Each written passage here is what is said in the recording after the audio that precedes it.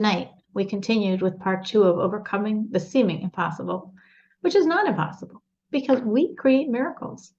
By giving God more and more, we allow Him to give us more and more. And with that in place, nothing is impossible. So last week, we began discussing this idea of situations that are very difficult, that are very challenging, and what are ways, what do we see in Judaism, what can we do physically and spiritually? Obviously, we believe a lot more in the spiritual, but also on the physical plane. What can we do to overcome these situations that seem so very, very, very challenging? So last week we spoke about this, and we said the first thing is positivity. That's on the spiritual plane, that's on the physical plane. It's really, really important. A successful person is a positive person, an optimistic person, a person that says, this is going to work. The details I'm not sure about, but this is going to work. This is going to work. This is going to be good. So when we're facing situations in our life that we don't know how they're going to work out, the first foundational thing we want to work on is being supremely positive about the situation. Because if we're not, we sort of already lost it. Then we spoke about researching. We spoke about networking. We said when you network, you gain information, you gain support, you can pray for each other. We spoke about looking at our own assumptions, our own premises, and maybe some of them are off, and sharing with friends who can tell you if you're off, and then realigning ourselves with a healthier vision, because sometimes we make life very difficult for ourselves because of ways we look at the world and look at ourselves and have certain assumptions that are sometimes very difficult and very unrealistic to live by. So that's what we discussed last week. That was a very brief overview of last week. Anyone used any of these ideas this past week, or something happened in your life that you thought about them? I did. I reached out. Miriam. This is a star student. She said she applied something. Let's hear. I applied the one very last, when you talk to somebody to make sure that to realign yourself is something that you're doing sounds good or wrong. And I was like half and half. Good. Great. Good. That's wonderful. I'm so glad you took something and practically did something about it. That's amazing. That's great. Everybody hopefully does when it comes up, but it's nice to right away apply it. That is wonderful. And good. I'm glad you have found an honest friend who told you you're half right and half wrong. So that's also a tactful friend. Because listen, 50% you were right. So that's pretty good.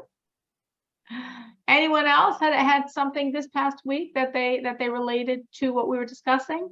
Yes, to use the vision, the good outcome. When I pray, when I put tzedakah, so I'm trying to utilize that. Those were the tips you said. When we said, how are we going to anchor this and remember it? Menucha said, when she gives tzedakah, when she prays. So she lived by her example, and that's great. It is the most important thing. Once we're in a negative state, forget it, we're done. And when we just realign ourselves with positivity, my life is good, and my life's going to be amazing.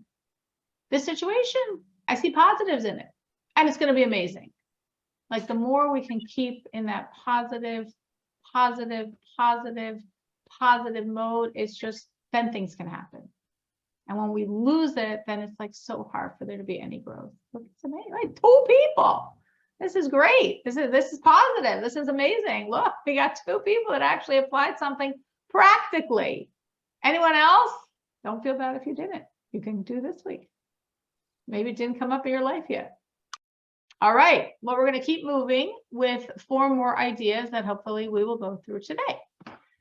So beyond anything you do in the physical arena, now sometimes there is nothing. It's that type of situation, and you really don't know what to do besides in the spiritual arena. Sometimes there are things you can do in the physical realm, and that's what we spoke last week about, researching, about networking, also to get information. But beyond all of that, keep adding spiritually. As we add spiritually, God keeps adding his blessings in whatever area it is. Meaning you don't only use this technique for the impossible to be solved except by a miracle of God situation. It could be for the regular daily stresses and frictions of life. I got plenty of those too. I've got the big ones and I've got the little ones. And the more I give to God, the more he is able to give to me. He wants to give to me, but this is the system. These are the rules. Sometimes he circumvents the rules. Yes, that's true. But following the rules, it's a very simple solution. I want more, I give more. I want more than that, I give more than that. It works. It always works. So especially if we have one of these like issues that we don't see how we can solve it, keep adding, whatever it is. Now, sometimes people get stymied and they're like, is this the right thing to add? I don't know, like they search for that perfect thing to add. And meanwhile, they don't add because they're so nervous. What's the right thing to add? So yes, there is a concept of more appropriate things to add. But in the end of the day, don't worry about it. Don't worry if it's the most absolutely perfect thing to add. The main thing is add. Keep putting more in your account. Now, obviously, you could say, well, every day. I mean, maybe I pray every day. Maybe I give charity every day. Maybe I say Tehillim, Psalms every day. Maybe I say blessings before I eat every day. And maybe I eat kosher. And there's lots of things I do every day. Okay, good. But obviously, that's not enough. Because if it was, you wouldn't have this situation. Or even this more minor stress or something happened at work or in a relationship. I mean, come on, we all have long, long, long lists. So we have our daily regulars that are just keeping up the flow of our life, but we need to stretch. We need to stretch with more. The best way to get God to stretch is for us to stretch. The best way to have not just the regular blessings I live on every day, but much more is by giving him much more. Now, obviously, there are many things man can't do anyway. Like health, like children, like nachas from your children, like harmony in the home. And there are things that we could imagine we create, like how much money we're earning, but also that, in the end of the day, it's all from God. So when it's clear that we can't create it, and we desperately need it, and God can create it, and does create it, this is the place to add. Now, sometimes you have this sense of, I don't want to do that. None of my friends do that. They're fine. My mother never did that. She was fine. You know, like we all have this like, no, I don't want to, just accept. Accept this is God's system. Feel grateful we have the ability to create things. I'm so grateful when I think like this, because how do I have the ability to make something happen? You know? Who am I? What am I? You know, here I have this impossible situation and it's finished. No, it's not. It's going to work out. I always have enormous positivity. It's going to work out. And so many things in my life, I have story after story after story, where it just worked out with me giving and giving and giving and giving a lot to God in the process. So in terms of adding, you could just add anything and don't worry. Or if you want to add more precisely, it's good to add ideally if you can. But again, don't let this worry you and stymie you from adding. But if you can, it's good to add in the area of the issue. For example, if someone has a health issue, adding in kosher, because kosher is the food we eat, food becomes our body, body is health. So improving one's kosher for yourself or for someone else. You could say to God, I'm adding kosher for so-and-so's health. For peace in the home, covering one's hair, going to mikvah, the best things you can add. For money, the best thing you could add is charity, the best thing. It was cute. Just tonight, I was speaking to someone who I haven't spoken to probably since she graduated high school. Well, whatever. So I heard she lost her mother and she just had a baby. So double reason to call her, so to speak. And I called and we had a beautiful conversation. and spoke about some financial stresses. I'm like, give charity. She said, you know, you always used to say that in high school. She said, but when you're in high school and you hear it, it's a lot simpler than when you're an adult and paying bills. I'm like, yeah, but now's when you need it more. And I said, I'm so inspiring myself. When I get off this call, I'm going to give more charity also. So, and I did. So certain things are like straight, like kosher for health, like charity for money, like covering one's hair and mikvah for peace in the home and healthy children. And some things are not as obvious, and you could, you know, try to discuss it with someone. So one idea, just add anything. 2, try to add what most relates to the issue. And then there's a third concept in adding. And the third idea is add what is most difficult for you. Because God values something as per our effort. And you could be doing the most enormous things, which are very great and valued, but they come very naturally to you. So since they come naturally to you, they're valuable, they're beautiful, they're wonderful. But for someone who it's hard for, it's even more valuable. So you could say, yeah, but this kind of so natural for me to do. It's so natural for me to pray, and it's so natural for me to give charity, and it's so natural for me to wear skirts, and beautiful.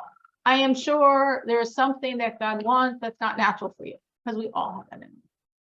We all have the pieces that are, hopefully we all have pieces of things that God wants that make sense to us, work with us, that we enjoy, that we appreciate. And we all have things that are difficult for us, that we don't enjoy, that we don't appreciate. Great. When you find that area and you give God that area, that is so powerful. Because God knows you're saying, no, but you're giving it to God. So that it creates enormous power for whatever you are looking to create. Has anyone done this? I've done this countless times. And I've seen so many big and small miracles. But you know what? Even if something small at that moment, I desperately need it. What I mean by small is, I was so concerned what was going to be with dough barrel this summer. All worked out. I remember, I think last year and the year before, 2 years in a row, I have a number of children, like what's going to be, where are they going to be? They couldn't get into the school that we thought was good for them, and just giving God more, and obviously trying on the natural plane, but giving God more primarily, and like it all worked out, and every kid went to the school, every kid got into a school, every kid was somewhere in the fall, you know, they were in the right place. So like those were small, meaning, you know, it's not earth-shatteringly big, but it's still very significant. A summer is significant, a school year is significant, a child being in the right environment is significant. So it's just so reassuring when it's like, don't stress, just give God more. He'll make it work out. Has anyone here seen this? That they had a very specific goal. They had something very specific they wanted from God, or they needed, that they didn't have any other way of creating, or they did have ways. They did have things they were doing on the physical plane as well, but it wasn't like, you know, it wasn't so solid that it was going to make it happen. And then they added spiritually, and they saw that things shifted. Wow, no one. That's crazy. Okay, so I'm really glad you're all in this class. It works. It works. It works. It works. That you have situations, for sure. We all have situations. Focus on trusting, on the positivity, and on just especially sometimes giving God what's most difficult for you, what's the hardest for you to do. And just keep consistently giving. And sometimes you can feel, oh my gosh, but actually I tried so hard and I gave so much and I didn't see an improvement. Like I didn't see anything shift. And I really, really gave very sincerely. But God is straight. God will never be indebted to us. There will never be a situation where it's like, we gave God and he didn't repay. We gave God and he didn't give us back more. God doesn't work that way. So some situations have a lot of complexity. They do. They absolutely do. But we have to just keep being simple-minded, positive. Don't get bogged down by the complexities of the situation. Be simple-minded, positive. Say, God, you can do anything, and this is what I need you to do. And This is what I'm giving for it. It wasn't enough. I'll give you more. It wasn't enough. I'll give you more. But I know you're going to come through. Sometimes these things take time, and we have to be consistent, and we can't, fall off the wagon. We can't say, I have this beautiful call on Friday. Someone sent me a message. She had a lot of difficulty with a certain child. I spoke about different spiritual things to do. And she saw improvement, but didn't seem enough improvement, or she didn't see it so clearly. But some things she slacked off on, but some very difficult things she stuck with. And she said, this is a younger child, he's in camp now. And she said that she got this call from his camp on Friday, and she just couldn't believe it. And the camp said, what did you do? What happened? He's a completely different child. He's so improved. And it was like, whoa, what happened? I said, you created it. It's a man-made miracle. It has your fingerprints all over it, your efforts. So sometimes we have to work for 3 months, and sometimes we have to work for 6 months, and sometimes we have to work for 3 years, and sometimes we have to work for 5 years. I mean, some things are big and huge, and they require a lot of huge efforts on our part. But we trust God. He's never going to be indebted to us. We're never going to give, and he doesn't pay back.